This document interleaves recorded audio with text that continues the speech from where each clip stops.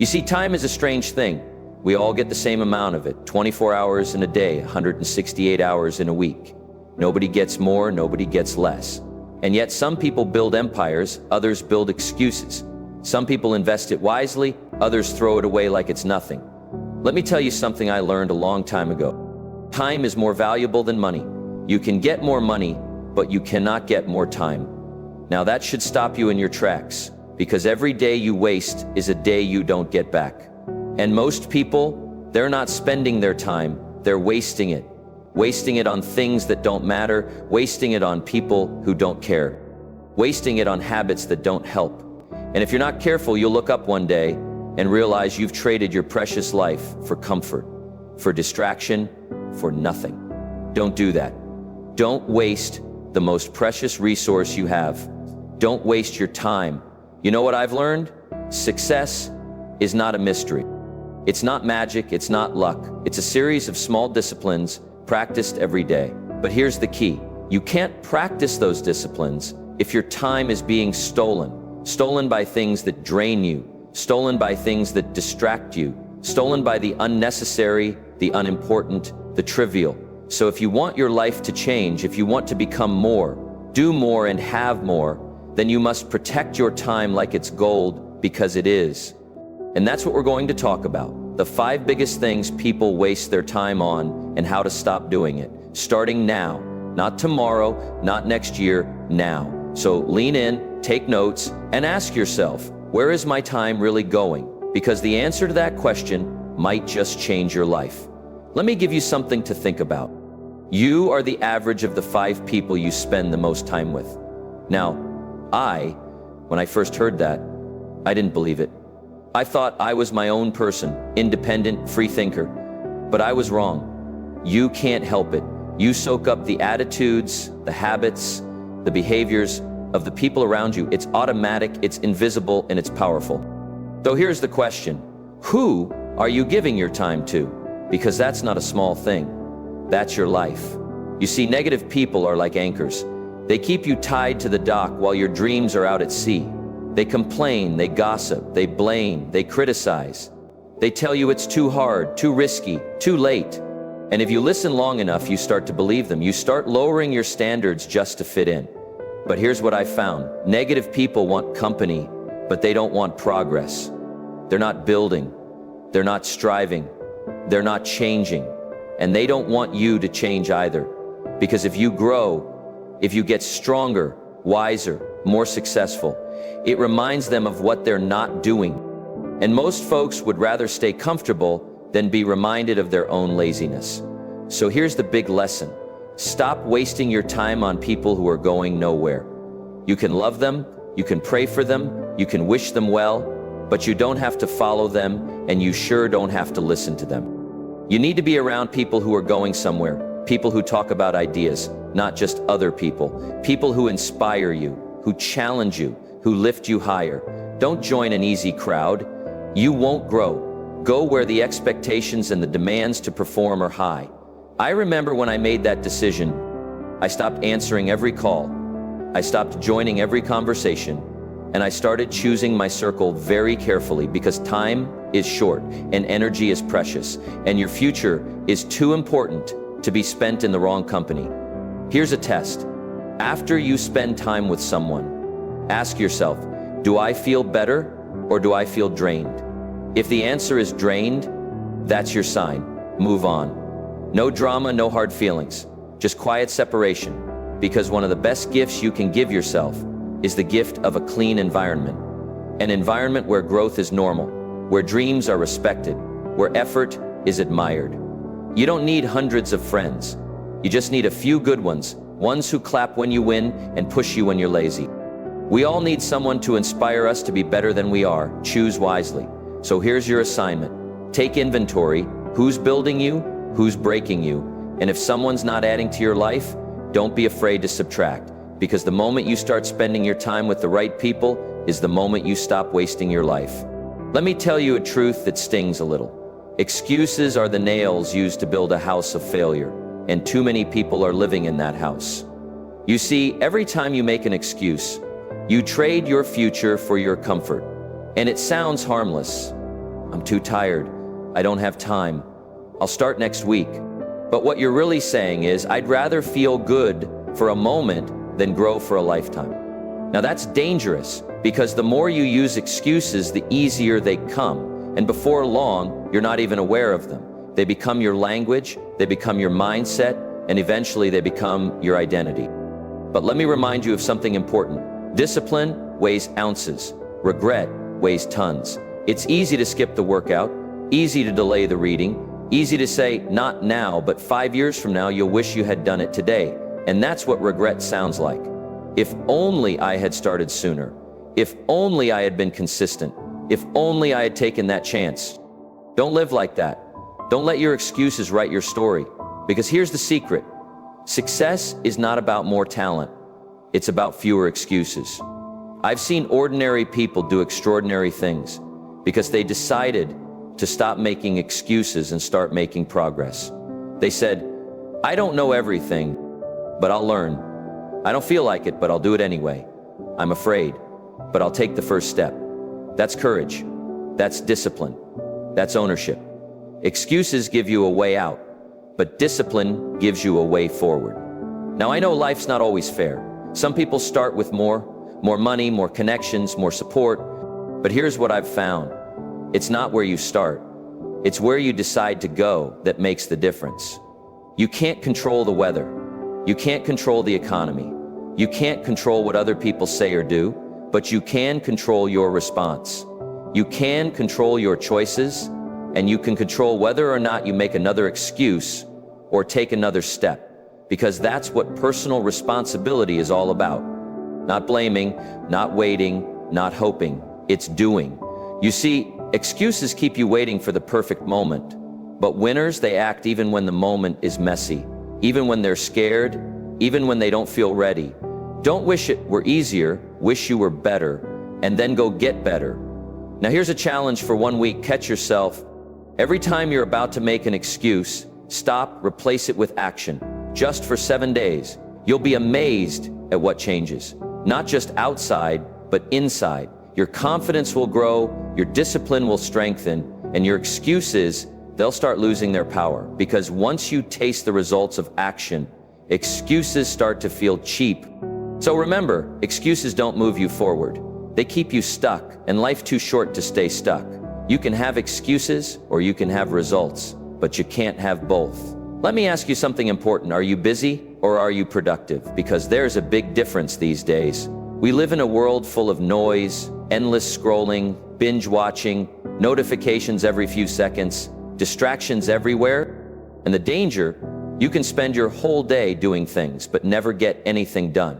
Don't mistake movement for achievement. That's what I learned early. You can be moving, you can be checking, you can be replying, but are you actually building? You see distraction as the enemy of discipline. And if you don't guard your time, someone else will waste it for you. Now, I'm not saying you can't enjoy a little break. Rest is fine, leisure is fine, but you can't let leisure become your lifestyle. If you don't design your own life plan, chances are you'll fall into someone else's plan. And guess what they have planned for you? Not much. The television, it has a plan. The apps on your phone, they have a plan. And their plan is to keep you watching, keep you swiping, keep you distracted from your goals, your growth, your greatness. So here's what I did, and maybe you should do it too. I started to manage attention instead of just managing time. Because time doesn't matter if your attention is in the wrong place. You can sit in a room for 3 hours and still get nothing done. Why? Because your focus was stolen. Every notification, every pop-up, every urge to check your phone is a withdrawal from your energy bank. And over time, it leaves you bankrupt. Let me give it to you straight. You will never reach your potential if your mind is always somewhere else. Greatness requires depth. It requires presence. It requires solitude, silence, and concentration. So ask yourself, what's stealing your focus? Is it social media? Mindless entertainment, constant multitasking? If so, it's time to take it back. Your focus is your power. Your concentration is your edge. Success is nothing more than a few simple disciplines practiced every day. And you can't practice discipline if you're constantly distracted. So what's the answer? Here are a few thoughts. Turn off notifications. Schedule your distractions. Don't let them schedule you. Have focused time every day where it's just you and your work. Protect your mornings, guard your mind like it's gold, because it is. And here's the thing, once you cut the noise, you'll be surprised how loud your purpose becomes. You'll think clearer. You will move faster. You'll do more in 1 hour than most do in a day, because that's what happens when you're locked in. You make progress, and progress is what builds confidence. Remember, this distraction doesn't just waste time, it kills dreams. So if your dream is big, your focus must be bigger. There are people out there doing less than you, with fewer skills than you, but they're ahead because they've learned how to focus. So today, make the decision. Turn down the noise. Tune into your vision, because if you don't control your attention, someone else will. And when the day ends, you want to say, I moved the needle, not just, I kept busy. Let me ask you a question that could change everything. How much of your life are you spending looking backwards? And I don't mean looking back to learn. I mean looking back to linger, to dwell, to regret, to replay the same old scene again and again. You see, one of the greatest traps in life is not failure. It's not rejection. It's not even disappointment. It's living in the past. Let me tell you something. You can't drive your life forward while staring in the rearview mirror. Try it. You'll crash every time. Yes, the past has lessons, but it is not a destination. It's a classroom, not a home. Some people wake up every morning and revisit the same mistakes from 5 years ago. They drink their coffee with guilt. They walk through their day with shame, and when they go to bed, they lie there not resting, but replaying. But let me remind you of something important. If the past is not a place to live, it's a place to learn. What happened, happened. What didn't work, didn't work. You can't undo the event, but you can rewrite the meaning. You can decide right now that it will teach you, not trap you. Now listen, maybe you lost a relationship, maybe you missed an opportunity, maybe you made a mistake that cost you years. I understand, we've all been there. I've been there. But here's the reality. The more you replay what went wrong, the less energy you have to build what could go right. You've got to stop dragging yesterday into today, because it's heavy, it's draining, and worst of all, it's irrelevant to your potential. You can't change the past, but you can change the future by what you do today. That's the magic. That's the freedom. Forgive yourself. Forgive them. Not because they deserve it, but because you deserve peace. I've met people who haven't moved forward in 10 years. Why? Because someone told them they weren't good enough. Because they failed once and decided they'd never try again. And that's the danger. When you start believing your past is more powerful than your possibility, you become your own greatest obstacle. But here's the truth. You are not your mistake. You are not your failure. You are not your past. You are your potential. You are your decisions. You are your next step. Now, does the past matter? Of course, but only in how it informs the present. That's all. We've got this moment, and you've got to be careful not to waste this moment by reliving one that's already gone. Let me give you one of the greatest freedoms you'll ever experience, the freedom to begin again. Yes, you can start over no matter what happened, because the future doesn't care where you came from, only where you're going. But here's the deal. You've got to decide. Decide that you won't let what hurts you halt you. Decide that your comeback will be stronger than your setback. And above all, decide to stop rehearsing your pain and start rehearsing your potential. Because here's what I've learned. The more time you spend thinking about what you should have done, the less time you'll have to do what you can do. Let me say that again. The more time you spend thinking about what you should have done, the less time you'll have to do what you can do. Your time is precious. You can't get it back. And regret is a thief. It steals time, energy, and confidence, and most of the time it robs you quietly. So what do? You accept the past, you learn from it, and then you say, that's it. No more reliving, no more rehearsing. Now I'm ready for the next chapter. Because once you stop wasting time in the past, you'll be amazed how fast the future comes alive. Your mind will clear, your energy will return, and your dreams, they'll feel possible again. So, Don't wait for perfect closure. Don't wait for an apology that may never come. Don't wait for permission. Give yourself permission to move on. Give yourself permission to grow. Give yourself permission to live again. Remember this, the ultimate reason for setting goals is to entice you to become the person it takes to achieve them. You can't become that person if you're constantly haunted by who you used to be. So today, right now, decide to move forward with strength, with vision, and most of all, with peace, because your future's waiting, but it won't wait forever. Let me ask you something simple but serious. What's the plan? You see, one of the great tragedies in life isn't failure, it's drifting. People don't plan to waste years, they just don't plan at all. And if you don't design your life, I promise you someone else will. And guess what? They have planned for you? Not much. Now I want you to imagine something. You walk into an architect's office and you say, "Build me a house."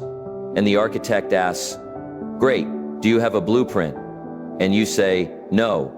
Just start hammering some wood together. We'll figure it out as we go." What do you think would happen? Chaos, mistakes, frustration, wasted time, wasted effort, wasted money. But people do this with their lives every day. They wake up with no agenda, no vision, no direction. They let the world pull them around by the noise, by the opinions, by distractions and demands, and then they wonder why they feel lost. Here's one of my favorite truths. Don't start the day until you have it finished. That means you plan it, you design it, you own it. You see, the key isn't doing more, the key is doing what matters. And without a plan, how do you even know what matters? A plan turns intention into direction. It turns ideas into action. It turns a dream into a target. Let me remind you, discipline is the bridge between goals and accomplishment, but if you don't even have a goal, where do you think that bridge leads?